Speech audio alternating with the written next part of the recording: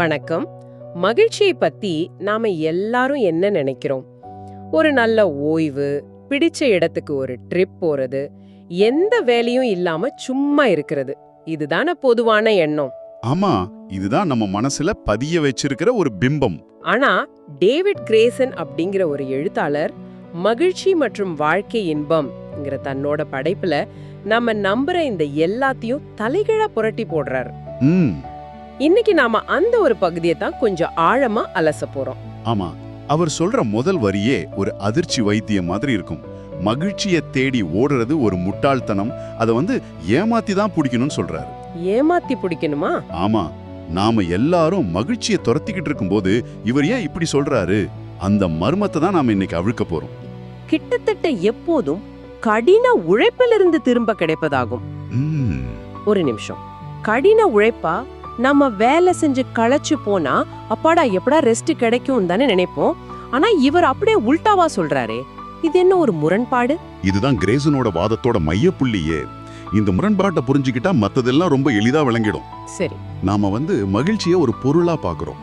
ஒரு புது போன் வாங்குற மாதிரி, ஒரு சுற்றுலா போற மாதிரி மகிழ்ச்சியும் நாம அடைஞ்சிடலாம்னு நினைக்கிறோம். ஆனா கிரேசன் சொல்றார், அது அப்படி வேலை செய்யாது. அப்போ அது ஒரு பொருள் இல்லையா?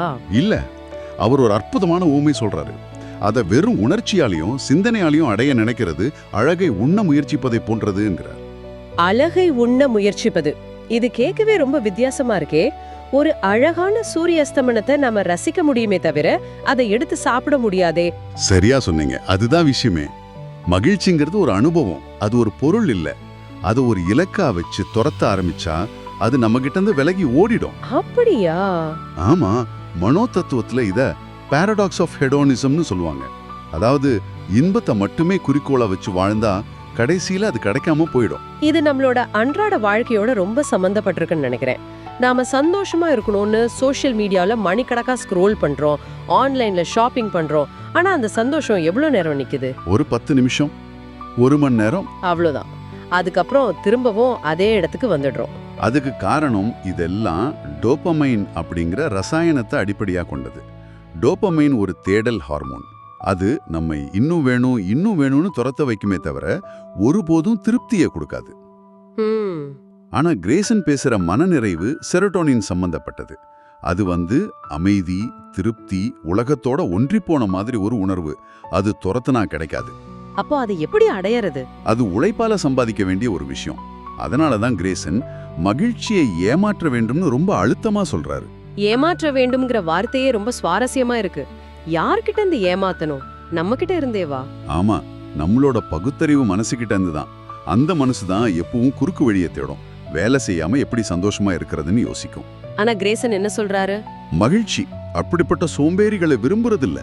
அதுக்கு வியர்வு, களைப்பு, சுயதியாகம் இதெல்லாம் ரொம்ப பிடிக்கும். அதனாலதான் அரண்மனைகளில் மகிழ்ச்சியை காண முடியாது. ஆனால் சோழ வயல்களிலும் தொழிற்சாலைகளிலும் குப்பைகள் நிறைந்த மேசைகளிலும் அதை காணலாம்னு ஆணித்தரமா சொல்றார். அப்போ வேலை செய்யற இடத்துல தான் உண்மையான மகிழ்ச்சி ஒளிஞ்சிருக்குன்னு சொல்றாரு. ஆனா இன்னைக்கு பல பேருக்கு அவங்க வேலை தான் மிகப்பெரிய மன அழுத்தத்தை கொடுக்குது. இதை எப்படி பொருத்தி பாக்குறது? நல்ல கேள்வி. கிரேசன் சொல்ற கடின உழைப்புக்கும் நாம செய்யற இந்த கார்ப்பரேட் வேலைக்கும் வித்தியாசம் இருக்கா? நிச்சயமா இருக்கு. இங்க கிரேசன் சொல்றது வேலையோட தன்மையை விட அந்த வேலையில நாம எப்படி ஈடுபடுறோங்கிறத பத்தி தான். அவர் தொழிற்சாலைகள், வயல்கள்னு சொல்றத இன்றைய காலகட்டத்துக்கு மாத்தி யோசிச்சு பாருங்க. சரி, ஒரு புரோகிராமர் மணிக்கணக்கா கோடு எழுதுறது, ஒரு சமையல்காரர் சமையல்ல மூழ்கி போறது, ஒரு கலைஞர் தன்னோட ஓவியத்துல கரைஞ்சி போறது, இதை எல்லாமே கிரேசன் சொல்ற கடின உழைப்பு தான். முக்கியம் என்ன, அந்த வேலையில நாம நம்மளையே மறக்கணும். ஓ, அப்போ வேலையோட ரிசல்ட், அதாவது சம்பளம், பதவி உயர்வு, இதெல்லாம் தாண்டி அந்த வேலையை செய்யற செயல்லையே ஒரு ஆனந்தம் இருக்குன்னு சொல்றாரு. அதேதான். இதுதான் அவர் சொல்ற சுறுசுறுப்பான குழந்தையின் கவனிக்கப்படாத தலைக்கு அது மகுடம் சூட்டுகிறதுங்கிற வரியா? ஒரு குழந்தை தன்னை மறந்து விளையாடும் போது அது சந்தோஷமா இருக்கணும்னு முயற்சி செய்யறது இல்ல. ஆமா, ஆனா அது முகத்துல தான் உலகத்தோட அத்தனை சந்தோஷமும் தெரியும் இல்லையா? கரெக்ட். அந்த குழந்தை ஃப்ளோ ஸ்டேட் அப்படிங்கிற ஒரு மனநிலையில இருக்கு. மனோதத்துவ நிபுணர் மிஹாய் சிக்சென்ட்மிஹாய் இதை ரொம்ப அழகா விளக்கியிருப்பார். ஃப்ளோ ஸ்டேட், ஃப்ளோங்கிறது ஒரு செயல்ல நாம முழுசா மூழ்கி நேரத்தையும் நம்மளையும் மறந்து செயல்படுற நிலை. இது ஏதோ பெரிய விஷயம் இல்ல.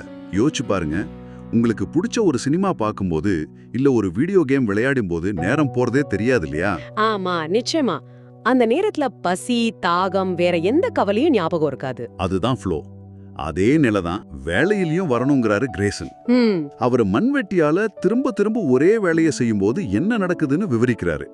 ஒருவர் சிந்திப்பதை நிறுத்தி விடுகிறார். நான் எந்த சிந்தனையுமின்றி நீண்ட நேரம் வேலை செய்கிறேன். அந்த சிந்தனையற்ற நிலை தான் இங்க ரொம்ப முக்கியம். சிந்தனையற்ற நிலையா? நம்ம மனசு ஒரு குரங்கு மாதிரி எப்பவும் தாவிக்கிட்டே இருக்கும். ஆனா ஒரு கடினமான திரும்ப திரும்ப செய்யற உடல் உழைப்பு அந்த குரங்க கட்டி போட்டு நிகழ்காலத்துல நம்மள நிலைநிறுத்துது. ஒரு நிமிஷம், இதுல எனக்கு ஒரு கேள்வி வருது. கிரேசன் சொல்றது மண்வெட்டி மாதிரி ஒரு சலிப்பான திரும்ப திரும்ப செய்யற வேலை. இன்னைக்கு இருக்கிற அறிவு சார்ந்த வேலைகள்ல இது சாத்தியமா? அதாவது ஒரு நாலேஜ் ஒர்க் இல்லையா? ஆமா. ஒருத்தர் ஒரு முக்கியமான பிசினஸ் ரிப்போர்ட் தயாரிக்கும் போது சிந்திக்காம எப்படி வேலை செய்ய முடியும்? ரொம்ப நல்ல கேள்வி. இங்கதான் ஒரு சின்ன வித்தியாசத்தை புரிஞ்சுக்கணும். கிரேசன் சொல்றது மனதை முழுமையா காலி செய்யறத பத்தி இல்ல, தேவையில்லாத சிந்தனைகள். தேவையில்லாத சிந்தனைகளா? ஆமா. அதாவது நேத்து என்ன ஆச்சு, நாளைக்கு என்ன ஆகுமோங்கிற மாதிரி கவலைகள், கவனச்சிதறல்கள், இதையெல்லாம் நிறுத்துறத பத்தி தான். ஒரு புரோகிராமர் கோடு எழுதும்போது அவரோட முழு கவனமும் அந்த கோடு வேலை மட்டும்தான் இருக்கும்.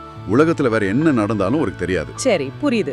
அதுவும் ஒரு வகையான ஃப்ளோ தான். சொல்லப்போனா சில சமயம் அந்த வேலையோட சலிப்போட்டும் தன்மை தான் மனசுக்கு ஒரு விடுதலை கொடுக்குது.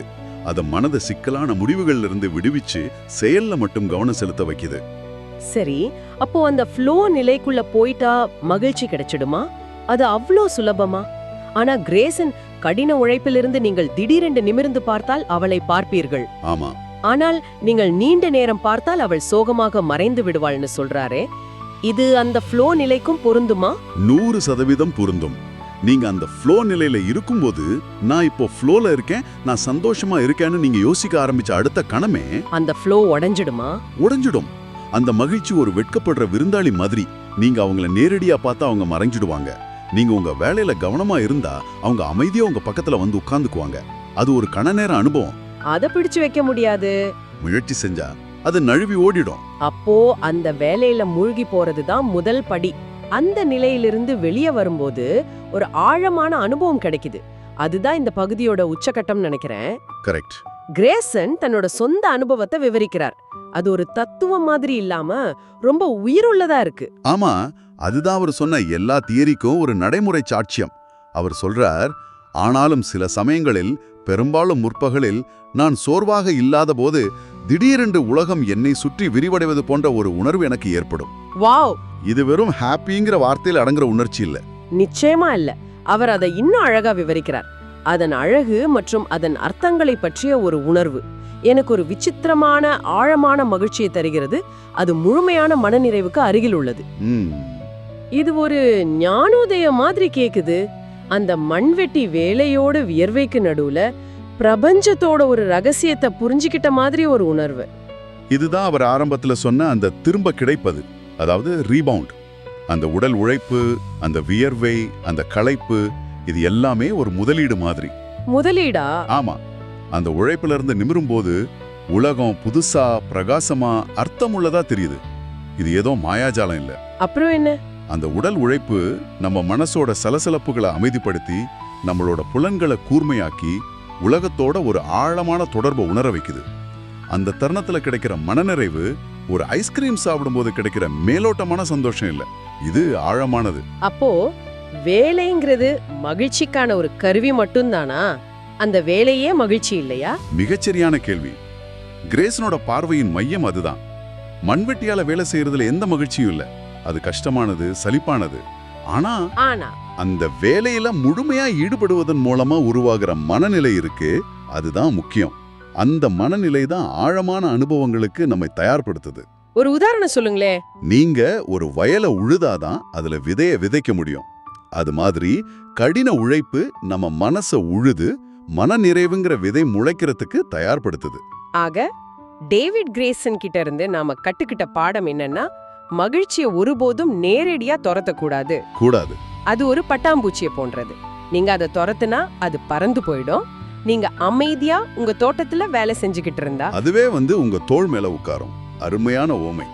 இன்றைய உடனடி இன்பம் தேடுற உலகத்துல கிரேசனோட இந்த சிந்தனை ரொம்பவே அவசியமானதுன்னு தோணுது. நிச்சயமா. நாம ஒரு கிளிக்ல உணவு ஆர்டர் பண்றோம், ஒரு ஸ்வைப்ல துணிகளை வாங்குறோம், எல்லாமே சுலபமா உடனடியா கிடைக்கணும்னு எதிர்பார்க்கிறோம்.